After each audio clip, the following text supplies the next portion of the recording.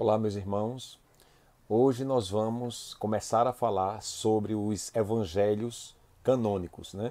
E os evangelhos canônicos são quatro evangelhos canônicos. São o evangelho de Lucas, de Mateus, de Marcos e de João. Então, por que evangelhos canônicos? Porque eles foram definidos como legítimos por volta do ano de 150 depois de Cristo.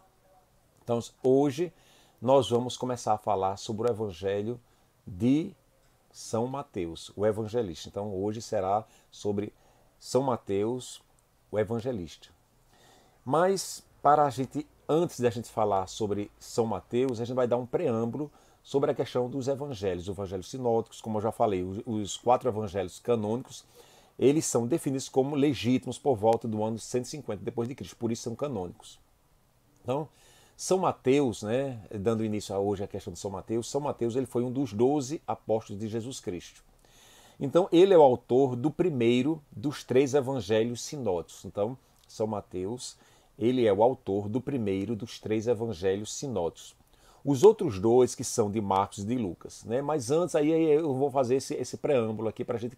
O que é sinóticos? Né? Sinóticos é um termo que se designa ao evangelhos de Mateus, Marcos e Lucas, por conterem uma grande quantidade de histórias em comum. Então, a história, o evangelho de Lucas, de Mateus e de Marcos, têm histórias em comum. Então, eles compartilham o mesmo ponto de vista. Então, os três evangelistas, exceto João, eles compartilham o mesmo ponto de vista e são claramente ligados entre si. Uns são ligados ao outro. Por isso que são chamados de sinóticos. Quanto ao quarto evangelho de João, que é o canônico, então o evangelho de João relata a história de Jesus de um modo substancialmente diferente. João ele olha por outro aspecto, outro ângulo, que não se enquadra nos sinóticos. Então, o evangelho de João não é considerado sinótico porque o de Marcos, Lucas e Mateus, ele tem o mesmo ponto de vista, né? Eles são claramente ligados entre si. Então, nos sinóticos, apresentam Jesus como uma personagem humana, nos sinóticos, destacando-se as ações milagrosas de Jesus, mas destacando também a personalidade, a pessoa humana de Jesus. Então, nos sinóticos, apresentam Jesus como uma personagem humana, destacando-se dos comuns pelas ações milagrosas. Então, as ações milagrosas é feito através dessa personagem humana, o Filho de Deus, o enviado de Deus. Já o Evangelho de João tem um caráter divino, o Evangelho de João, o Evangelho canônico, né? O Evangelho canônico, são os quatro, são canônicos. Mas o de João não é sinótico. Por quê? Porque é diferenciado. Ele não tem algo comum. No Evangelho de João, João descreve um Jesus como um Messias com caráter divino, que traz a redenção absoluta humana. Então, é o Cristo que traz a redenção absoluta humana. E nos faz perceber, né? Nos faz perceber que João, o apóstolo João, tinha o conhecimento dos evangelhos sinóticos. Então, João ele conhecia os evangelhos sinóticos. E que neles já tinha informações sobre a vida de Jesus como homem, já tinha informações precisas sobre Jesus como homem. Então, o que João fez? Então, ele, João, precisava mostrar em seu evangelho, nos seus escritos, os atributos de Jesus como Deus, né? Como Deus. Então, por isso que se diferencia, né? O sinótico, né? João não é um evangelho sinótico. Então, por isso, então vamos lá voltar. Então, hoje nós vamos falar de São Mateus, o evangelista. Então, São Mateus ele foi um dos 12 apóstolos de Cristo e é o autor do primeiro dos três evangelhos. Ele é o autor do primeiro dos três evangelhos sinóticos, né? Os outros dois são de Marcos e Lucas, como eu já relatei. Então, o que acontece? No Evangelho de Mateus, apresenta Jesus com o título de Emanuel, no Evangelho de Mateus. O Emanuel, que significa Deus conosco. Já já a gente vai para a palavra de Deus e lê alguns trechos. Mateus também é chamado de Levi, é filho de Alfeu, conforme está lá em Lucas, capítulo 5, 27, e Marcos 2, 14. Antes de ser chamado para seguir Jesus, Mateus era um coletor de impostos. Então veja que antes dele ser chamado, antes dele escutar a voz do Senhor, a voz de Cristo, ele era um coletor de impostos do povo hebreu, né? Do povo judeu. durante a dominação romana por ordem de Herodes Antipa, né? Então, ele era esse cobrador que massacrava o povo, que cobrava o povo. Então, ele não era bem visto sobre o povo judeu. Ele não tinha o povo judeu já tinha um olhar diferente sobre Mateus. Então, o seu primeiro contato com Jesus se deu enquanto ele estava trabalhando. Então, ele estava trabalhando e foi o primeiro contato que ele se deu com Jesus. Então, veja bem, ele era um homem, né, o Mateus, ele é muito atento, muito determinado naquilo que ele fazia, e ele era muito preciso, né? Então, ele alguma coisa em Jesus o atraiu, a voz de Jesus. Então, a gente vai ver aqui, vamos ler aqui em Mateus, como aconteceu esse encontro, né? Isso que foi o seu primeiro contato, lá em Mateus 9:9. Vamos ler Mateus 9:9. Que diz o seguinte, que é a vocação de Mateus. Partindo dali, Jesus viu um homem chamado Mateus, que estava sentado no posto do pagamento das taxas, onde o povo, ele estava lá sentado, onde o povo pagava os seus impostos. Disse-lhe Jesus, segue-me. Imagina a autoridade que Jesus falou para esse homem, segue-me. O homem levantou-se e o seguiu. Então a gente vai ver. Saindo dali, Jesus viu um homem chamado Mateus sentado na coleta de impostos e lhe disse, siga-me. Ele se levantou e seguiu Jesus. Então, para ele ter seguido Jesus, como foi esse tom? Você segue-me, vem, para você atender. Então, Mateus, ele estava determinado em fazer aquilo que aquela voz que ele não compreendia, o chamou e o tocou profundamente em seu coração. Ele, nos evangelhos apócrifos, cita que ele já vinha visto falar desse homem, Jesus, mas não sabia. Então ele levava a sua vida. Então ele trabalhando, né, como diz aqui, o seu primeiro contato com Jesus se deu enquanto estava trabalhando. Então foi o contato onde ele pôde escutar a voz do Mestre, pôde escutar a voz de Jesus, embora ele já sabia, já vinha ouvido falar. Então encantou profundamente a autoridade e a firmeza da voz de Jesus, a segurança da voz de Jesus. Por isso que eu sempre gosto de comparar. Quantas vezes hoje nós nós falamos muitas vezes as verdades como mentiras, e muitas vezes colocamos mentiras como as verdades. Então é o mundo que está dessa forma. Então veja a autoridade de Jesus, a firmeza de Jesus em chamar Mateus. Então aquilo foi tocado profundamente. Então ele foi tocado profundamente na sua natureza. Né? Veja que ele, por ser um cobrador de impostos, ele sabia o que ele estava fazendo, ele era determinado, era uma pessoa qualificada para exercer esse cargo, mas a voz do Senhor, apenas com siga-me, ele se levantou e seguiu Jesus. Então, ele muda a postura. Né? Os estudiosos, porque quando a ação do Espírito vai sobre mim, sobre você, então a postura, ele estava sentado. Então, como diz o Evangelho, a palavra de Deus, ele se levanta. Então, ele mudou, ele estava sentado, ele estava acomodado e ele se levanta, mudança de vida. Então, muitas vezes, qual é a postura que você está hoje? Como é que você está vivendo hoje? Então, quando você escuta a voz do Senhor e você quer colocar em prática aquilo que Deus lhe chama, que Cristo lhe chama, que a ação do Espírito te impulsiona, você muda automaticamente de postura. Então, ele se levanta e segue Jesus. Ele se levantou, ele estava sentado, a mudança, saiu de um ponto para o outro, a mudança de vida, a conversão. Então, lá em Lucas 5, 27, 28 e 29 diz, depois, então veja bem, a alegria de Mateus foi tão grande, que tem lá em Lucas, capítulo 5, 27, 28 e 29, foi tão grande, que ele, por ter seguido o Mestre, o Senhor, ele ficou alegre. A felicidade, que é o caminho para a nossa felicidade. E ele, o que é que diz, relata lá Lucas, lá o Evangelho de São Lucas.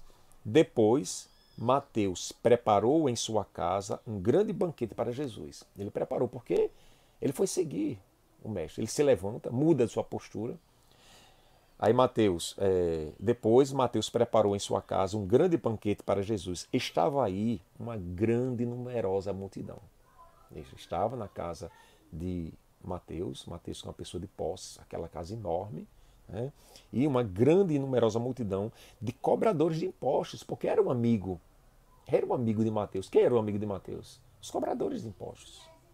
Então, essa numerosa multidão de cobradores de impostos e também outras pessoas que estavam lá sentadas à mesa com eles. Estava sentado à mesa porque na mesa principal A mesa simplesmente que era sentar, porque não era aquela mesa como a gente vê hoje, é sentados naquela.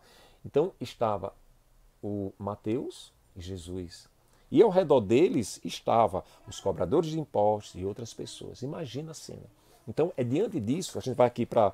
Vamos aqui abrir, eu vou aqui abrir em Lucas, no Evangelho de Lucas, capítulo 5, para a gente entrar na cena, né? A gente vamos pegar a nossa imaginação e entrar nessa cena. O que acontece? Então, 5, 27, 28 e 29. Então, o que acontece? Depois disso, Levi deu-lhe um grande banquete em sua casa, vários desses fiscais e outras pessoas estavam sentadas à mesa com eles. Estavam sentadas à mesa com eles. Então, os fariseus e seus escribas, porque os seus escribas é aquele que escreveu, porque o pessoal não sabe escrever, então os escribas eram pessoas de posses, né? Porque eles ganhavam para escrever. Então, os fariseus puseram-se a criticar e a perguntar aos discípulos: por que comeis e bebeis com os publicanos, pessoas de má vida? Então, como pode esse Cristo vir e se sentar com essas pessoas? Então, era confundir, porque Jesus, ele ao chamar, existiu uma mudança, porque Jesus, o Salvador, ele veio com a missão do Pai para salvar, para fazer com que o outro mude de vida. Então, esse banquete, essa festa que o Mateus estava fazendo, que era justamente com os cobradores de impostos, que com outras pessoas sentadas à mesa, confundiam a cabeça daqueles que estavam muitas vezes com aquele olhar crítico, principalmente dos fariseus. Que os fariseus ele tinham aquela postura de ter tudo certo, tudo certinho, cumprir a lei. E como é que esse homem vai e come com os pecadores? Então, continuando. São Mateus, ele era cobrador de impostos e uma ocupação desprezada pelo povo judeu. Era desprezada essa ocupação, desprezada pelo povo judeu. Os fariseus criticaram Jesus ao vê-lo à mesa com os publicanos e os pecadores. Então Mateus ele viveu isso. Mateus que foi o primeiro, né? O primeiro evangelho foi ele que escreveu. Então ele já passa essa dimensão desse Cristo Salvador. Esse Cristo que veio para os pecadores. Esse Cristo que veio para os miseráveis. Esse Cristo que veio para aqueles rejeitados pela sociedade, justamente por conta dos fariseus. Então, como diz lá em Mateus, em Lucas 5,32, né? Lucas 5,32. O mestre respondeu: eu não vim chamar os justos. Então, Mateus, ele enfatiza muito isso. Eu não vim chamar os justos, mas os pecadores à conversão. Meu irmão, se como o foco do evangelista Mateus é justamente nós estarmos atentos que a voz de Deus, esse chamado segue-me, segue-me. Veja que a palavra de Jesus, imagina a autoridade de Cristo, segue-me. Mateus se levanta, muda sua postura, a gente tem que ver a dimensão, a profundidade dessa ação.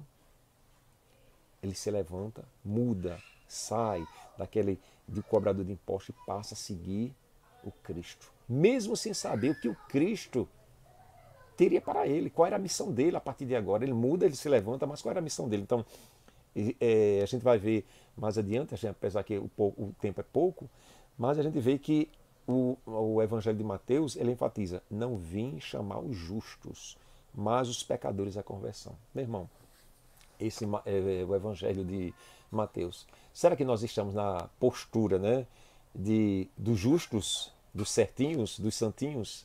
Então, Jesus não veio para nós. Jesus veio para os miseráveis, para os pecadores, para aqueles que desejam tomar uma posição. Se eu estou sentado, eu vou me levantar. Eu vou mudar minha postura, porque eu sou chamado à conversão, eu sou chamado, é a voz do Salvador que me chama para a mudança. Então Mateus enfatiza muito isso. O Evangelho de Mateus, denominado de primeiro Evangelho, logo no início, Mateus apresenta Jesus como mestre. Né? Mateus apresenta Jesus como mestre, que veio realizar a justiça, mas não a justiça humana. Não é essa justiça humana que a gente vê, 2 e 2 são 4, não é essa justiça.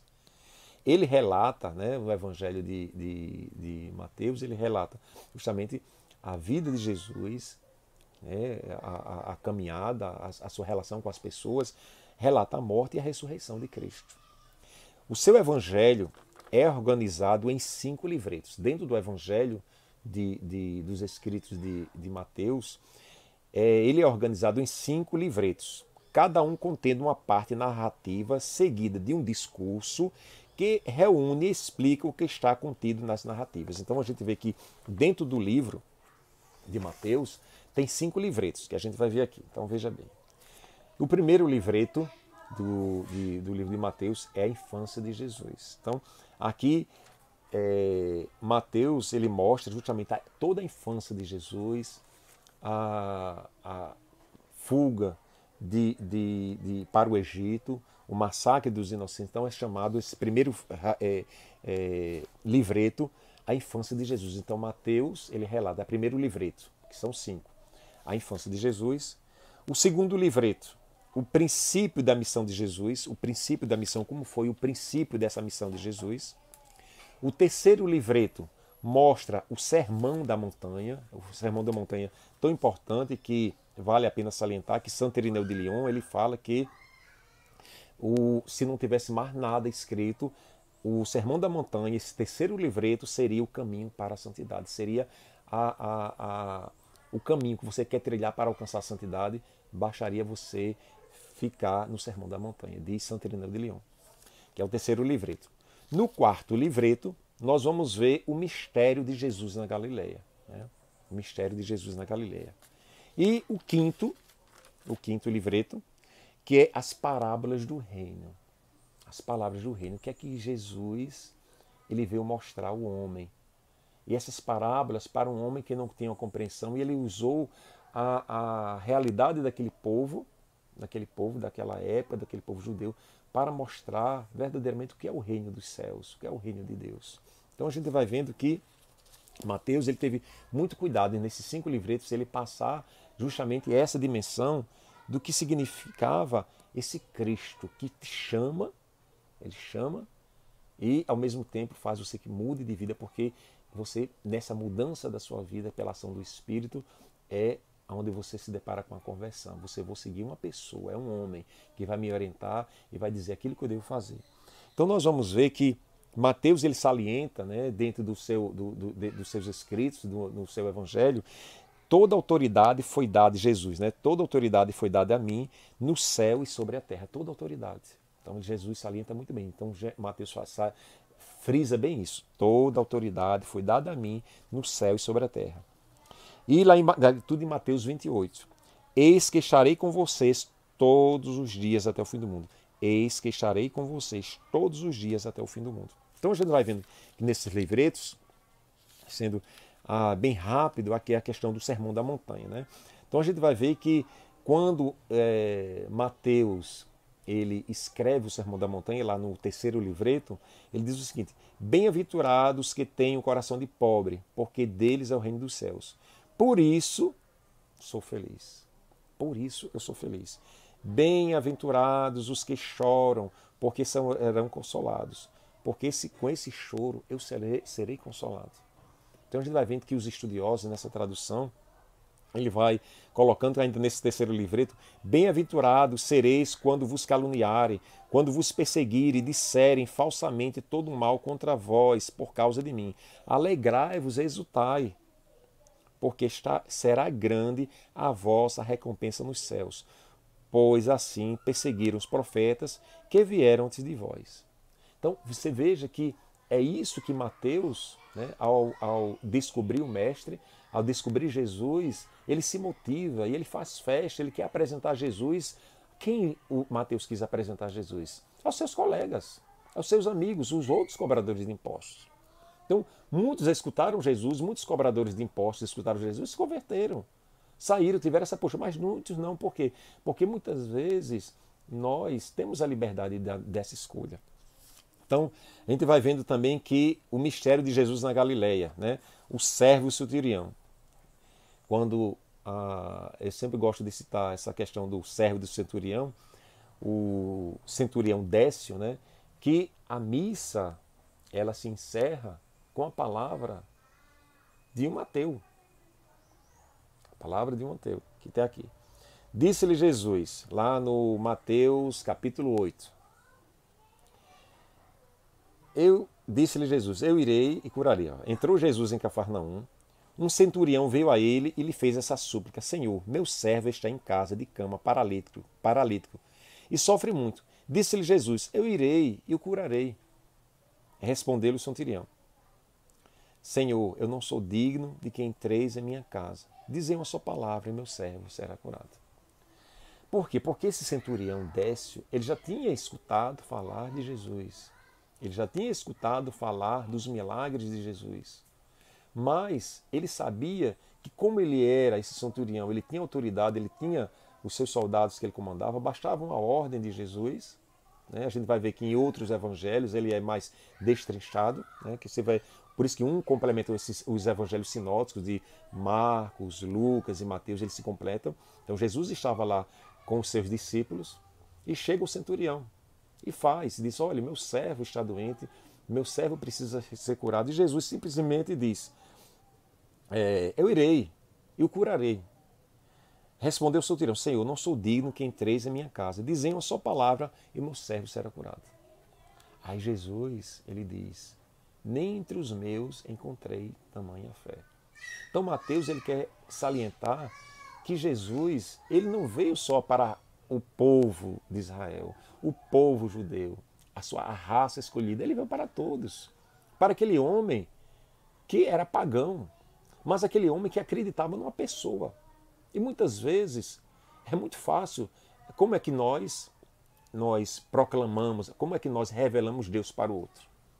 Pela palavra de Deus, como eu estou lendo para vocês aqui, né? O padre pela uma homilia, por uma pregação, por uma palestra. Então, tem duas maneiras de a gente revelar Deus para o outro. Pela palavra, lendo a palavra de Deus, por uma pregação, por uma homilia, que isso aí é fácil demais. Isso é fácil demais. E o segundo, que esse é o mais difícil, é pelo testemunho. É pelo testemunho de vida. É pela minha postura. É como é que eu vivo esse evangelho. Como é que eu estou vivendo a palavra. Como é que eu estou encarnando a palavra. E essa palavra precisa ser encarnada por todo o meu ser. Essa palavra precisa ser encarnada pela minha voz. Precisa ser encarnada pelo meu olhar, esse meu olhar de misericórdia. Como Jesus olha, com certeza Jesus olha para Mateus e diz: segue-me. Olho no olho, como se diz. Segue-me. Ele simplesmente se levanta, sai daquela cobrança de impostos, daquele seu trabalho e começa a seguir Jesus. Mesmo sem saber como se daria, mesmo sem saber o que ele faria, mas ele se levanta. Então, aí Jesus, o centurião a Jesus: Senhor, não sou digno que entreis em minha casa. Dizem uma só palavra e meu servo será curado. Porque nós somos dignos de Jesus nos visitar. Nós não somos dignos de Jesus nos chamar. Mas Mateus, ele salienta muito bem isso, que ele diz: toda autoridade foi dada a mim no céu e sobre a terra. Eis que estarei com vocês todos os dias até o fim do mundo, porque Jesus estará conosco todos os dias, até o final da nossa vida e até o fim do mundo, nos dando força, nos capacitando. Então, lá no 5, né, no livreto 5, o que é que fala lá no livreto 5?